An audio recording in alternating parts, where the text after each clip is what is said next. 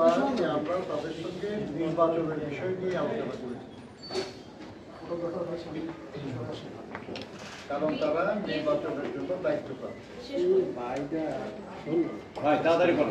আমরা তাদের কাছে মূলত তারা এই মুহূর্তে কি কার্যক্রম করছেন, জাতীয় নির্বাচনের বিষয়ে হাইট আপ করতেছে কেন? এই ভাই নামান, এই নামান, নামান নামান না আমার ফ্রেন্ডের মধ্যে একদম ভাই আমার।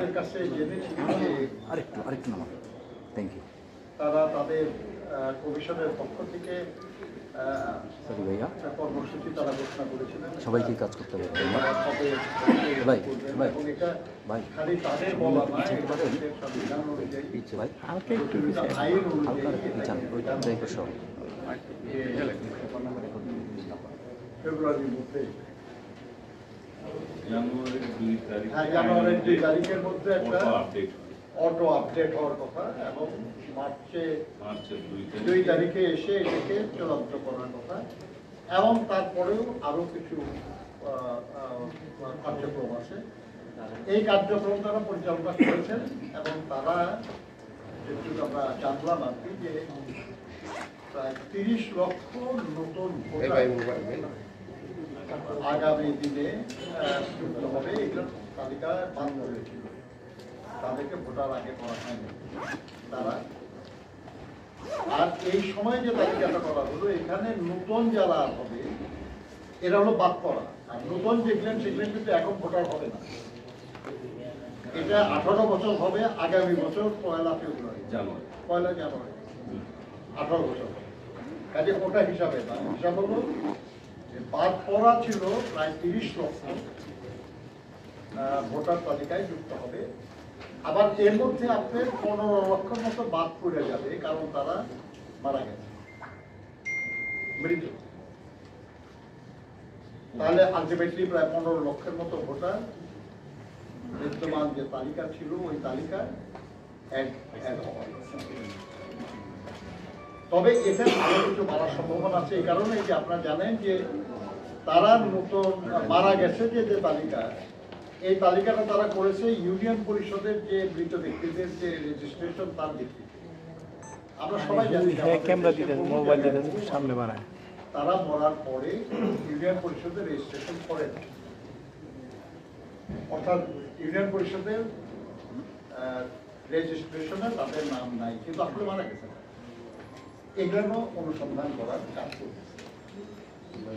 তো এইসব মিলে তারা আমাদের কাছে মনে হয়েছে তাদের কথায় যে আগামী মে মাস 2 মাসের মধ্যে তারা পরিপূর্ণভাবে প্রস্তুত হবেন voter list, updated voter list নিয়ে নির্বাচন অনুষ্ঠানের বিষয়ে।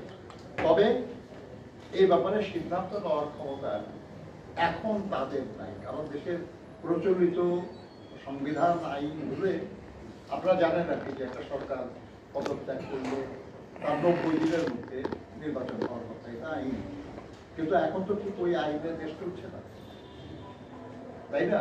এই মুহূর্তে তাহলে পলিটিক্যাল কনসেনসাসের ভিত্তিতে সরকারের তরফ থেকে অনুরোধ করতে হবে এবং তার ভিত্তিতে নির্বাচন অনুষ্ঠান নির্বাচন। তবে আমরা এতটুকু বুঝেছি আর কি যে যদি মে মাস 2 মাসের মধ্যে লেটেস্ট যদি পূর্ণ, তাহলে প্রাসঙ্গিক আরো কোনো প্রবলেম থাকবে সেটা দূর করে খুব দ্রুতই জাতীয় নির্বাচন অনুষ্ঠান। ধন্যবাদ বললেন, মানে আপনার কি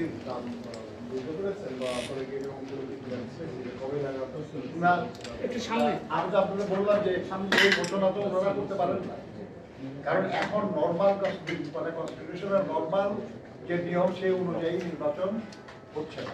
একটা মেসেজ পেয়েছেন, কারণ আপনাদের তো আপনারা কোনো প্রস্তাব দিয়েছেন কিনা? না, আমরা এই ব্যাপারে কোনো প্রস্তাব দেওয়ার কিছু না। আমরা তো এটা তাদের কাছে বলবো না, যেহেতু এই নির্বাচন ঘোষণার দায়িত্ব এখন সরকারের, তারিখ ঘোষণার বা এই করার, মানে কখন হবে এটা বলা, তারপরে শিডিউল ঘোষণা তো তারাই করবে নির্বাচন।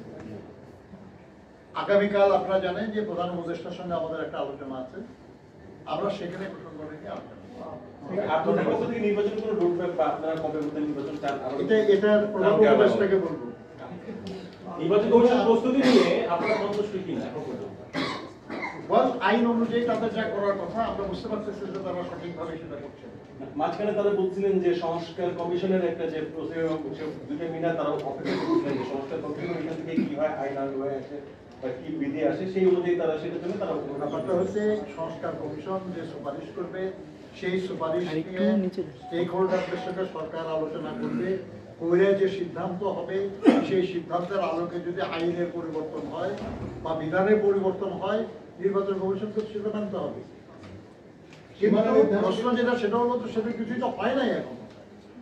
নির্বাচন কমিশন তাই না? থেকে নির্বাচন কমিশন বলছিল যে সংস্কার কমিশন যে প্রস্তাব করছে সেখানে তাদের ক্ষমতা খর্ব হচ্ছে, এই বিষয়ে আজকে নির্বাচন কমিশন আপনাদের কিছু বলছে? দেখেন এটা তো তাদের ব্যাপার, এটা তারা বলবে।